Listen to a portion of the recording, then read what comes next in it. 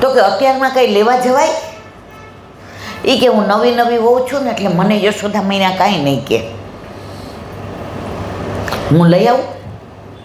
એની નણંદ થોડી ચીબાવલી હતી પહેલાંના જમાનામાં. અત્યારે નણંદ સાસુનું કાંઈ એવું ન હોય. જો હું કાંઈ નથી કહેતી.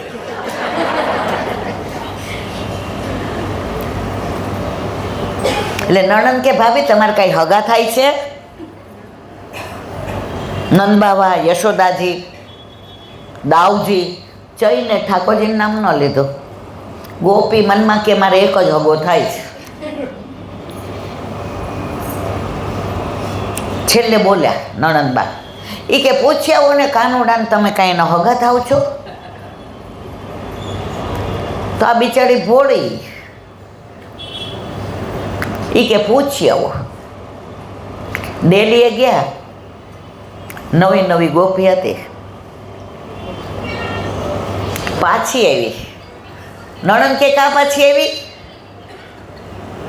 હું તો પૂછું ને ભૂલી જાઉં રે, શ્યામ તારી હું શું સગી થાઉં રે. હું તો પૂછું ને ભૂલી જાઉં રે, શ્યામ તારી હું શું સગી થાઉં રે. હું તો ડેલીએ આવીને પાછી જાઉં રે, શ્યામ તારી હું શું સગી થાઉં રે. હું તો ડેલીએ આવીને પાછી જાઉં રે, શ્યામ તારી હું શું સગી થાઉં રે. તો પાછી આવતી હતી ને તો ગોપીનું ટોળું મળ્યું. એ કે નહીં બ્યાહ કે આઈ હે ક્યાં?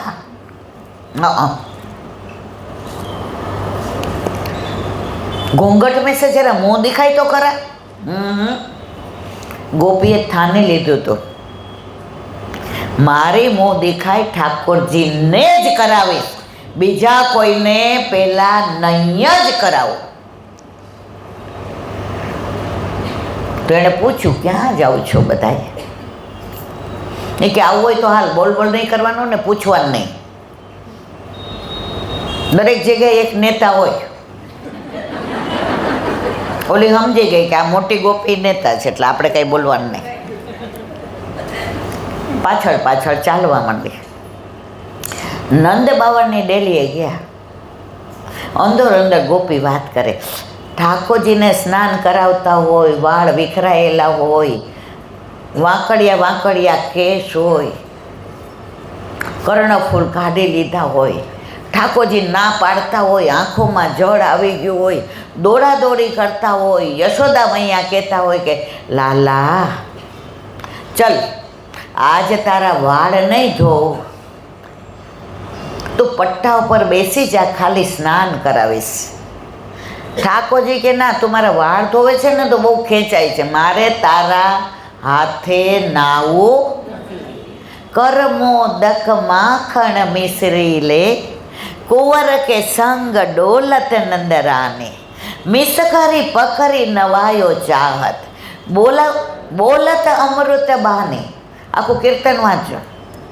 આ ભગવતીએ મને ભાવ કીધો છે. હવે ડેલી આગળ ઊભા રહ્યા. એમાં તિરાડ હોય ને એમાં જુએ. ઠાકોરજી કે બિચારી આ ગોપીને દર્શન કરવા સ્નાન કરતા, માથાના કેસી ચરણના નખ સુધીના શ્રીઅંગના. પણ માં ડેલીએ તાળું મારી દે છે, સાંકળ્યો આગળ્યો, ગોપીઓને દર્શન થતા નથી. ગોપીઓનો તાપ એટલો બધો વધી ગયો કે ઠાકોરજીને એમ થયું કે હવે તો મારે કાંઈક લીલા કરવી જ પડશે. માં ઠાકોરજીને સ્નાન કરાવવા બેઠા, હાથમાં મોતીચૂરના લાડુ, અહીંયા આમ વાલ કરે. એ કે તારે વાળ ન ધોવા હોય તો હું નાવા બેસો. માં કે નહીં ધોઈ દઉં બસ. જેવા પટ્ટા ઉપર બેઠા, માએ આખા શ્રીઅંગ પર ઉબટનો કર્યો અને સ્નાન કરાવ્યું. અને જ્યાં ચોટી ખોલવા ગયા ને માથે પાણી જલ નાખ્યું, ઠાકોરજી કે નહીં કरूँગો નહીં કरूँગો, મેં તો ચલો એમ કરી ડેલી ખોલ નાખી.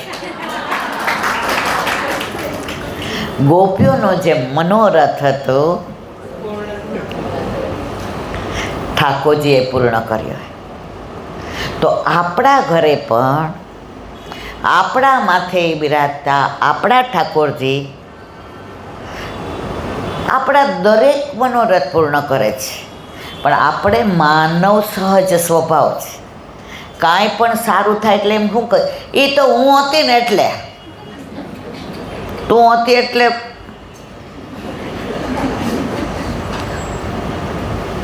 પણ પ્રભુ તોય રાજી શું કામ રહે છે કે એ મારી જ છે ને. પુષ્ટ કરેલા પ્રભુ ઘરમાં આવે ને પછી આપણે આપણી ચિંતા કરવાની જરૂર રહેતી. પણ છતાંય આપણે બધા કેવા છીએ ખબર છે? મારી વાત કરું, ખોટું ન લગાડો.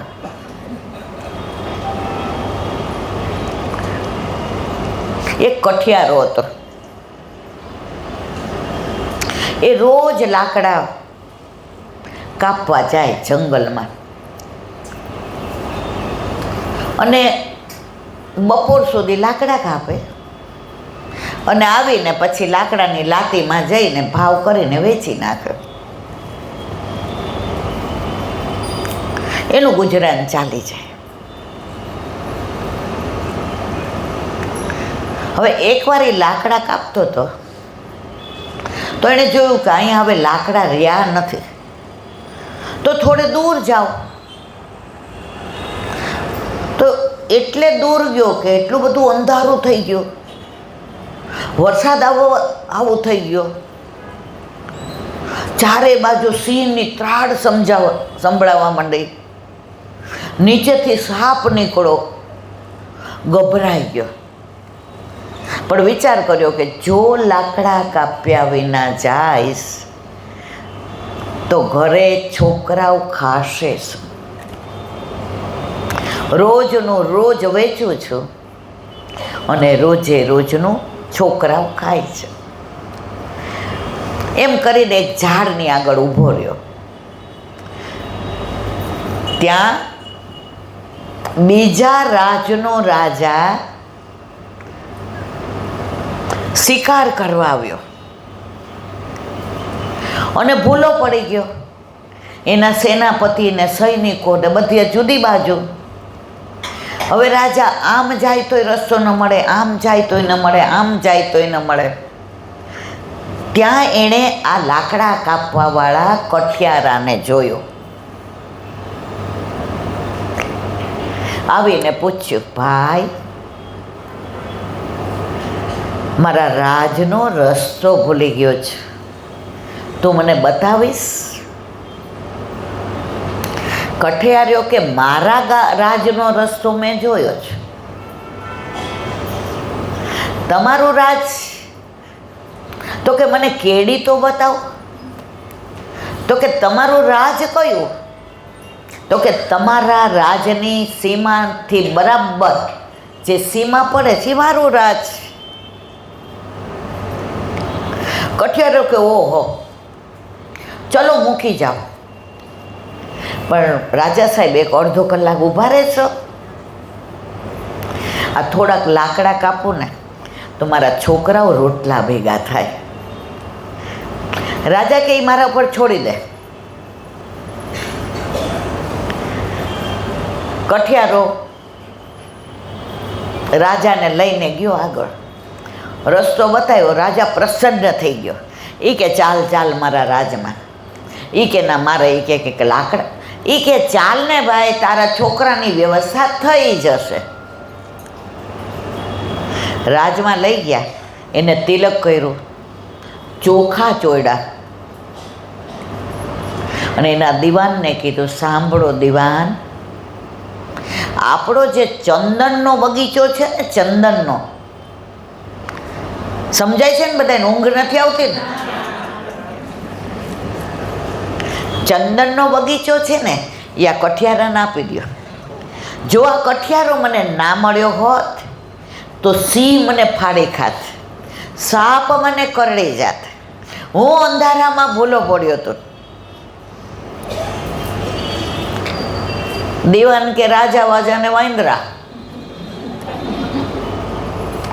આવી નાની બાબતમાં કંઈ ચંદનના બગીચા દઈ દેવાય, પણ સત્તા આગળ શાણપણ. એ કે લ્યો આ ચાવી.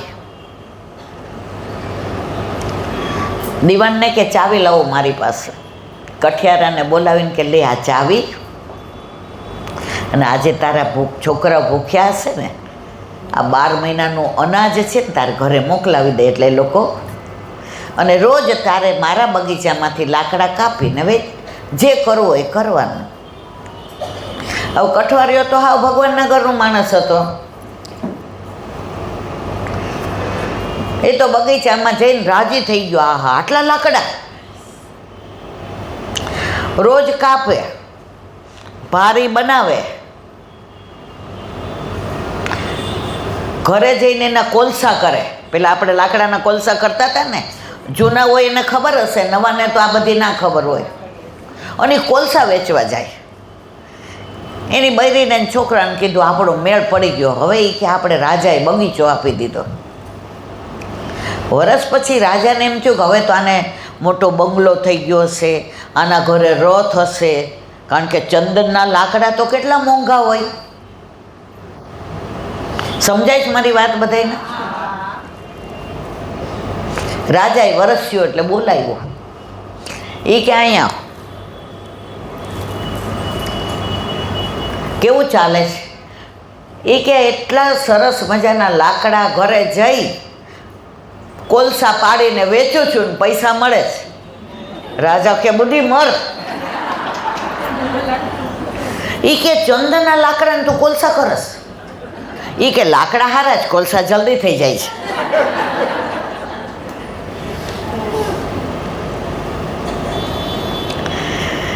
રાજા કે ભાઈ તને ચંદનના લાકડાનો બગીચો એટલે આપ્યો તો કે તું મારા દીવાનની તોલે આવી શકે, પણ તું ચંદનના લાકડા અને બાળવાના લાકડાનો ભેદ ન સમજી શક્યો. એમ આપણે બધા ચંદનના લાકડા છીએ પ્રભુના. આપણે ઓલા સામાન્ય લાકડા નથી મારા વાલા. આપણી કિંમત આપણા કરતાં આપણા ઘરે આપણા માથે બિરાજતા આપણા ઠાકોરજીને ગણે છે. પણ તોય આપણે ઓશિયાળા બની જાય. કાંઈક તકલીફ આવે કેવા મૂંઝાઈ જાય. અને એમાંય કોક એમ કે ને જ્યોતિષને બતાવો ને કંઈ ગ્રહ નડતા લાગે છે. મૂક ચંદનના લાકડા પડતા અને કોલસા બનાવીએ. ક્યારેય નાસીપાસ ના થવું, ક્યારેય ગભરાઈ ના જવું, ક્યારેય મૂંઝાવું નહીં. દ્રઢ વિશ્વાસ, દ્રઢ આશરો હશે ને મારા વાલા, દુનિયાની કોઈ તાકાત આપણું કંઈ નહીં બગાડી લે. મને વ્રજવાસીની આ વાત એક બહુ ગમે, જે હું દરેક સત્સંગમાં કહું છું. ઠાકોર को मत बताओ कि तकलीफ कितनी बड़ी है, ठाकुर को कि तकलीफ कितनी बड़ी, अरे तकलीफ को बता दो कि मेरा ठाकुर कितना बड़ो है. तकलीफ को बता दो कि मेरा ठाकुर कितना बड़ो है. जो आ विश्वास આવી ગયો, જો આ દ્રઢતા આવી ગઈ તો મને ને તમને કોઈ ગ્રહ ન નડે. આપણા ઉપર અનુગ્રહ કોનો છે? જેના માથે શ્રીજી બિરાજે, ડર દુનિયામાં કોનો લાગે. જેના ઘરે શ્રીજીની સેવા, સદાય એને છે મીઠા મેવા. આપણને વલ્લભે સેવા સત્સંગ કેવા આપ્યા છે. ડૉક્ટર એમ કહે ને રોજ તમારે થોડું ફ્રૂટ ખાવાનું, આપણે રોજ ધરાવતા હોઈએ. સાત્વિક ખાવાનું, આપણા ઠાકોરજીને આપણે સાત્વિક જ ધરીએ છીએ. પણ આ બધો આનંદ ક્યારે આવે? જ્યારે ઘરે ઠાકોરજી બિરાજતા હોય.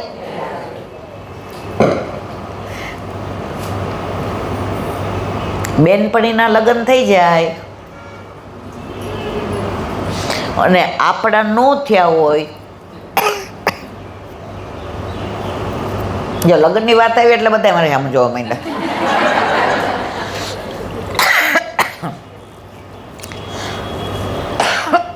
બેનપણીના લગ્ન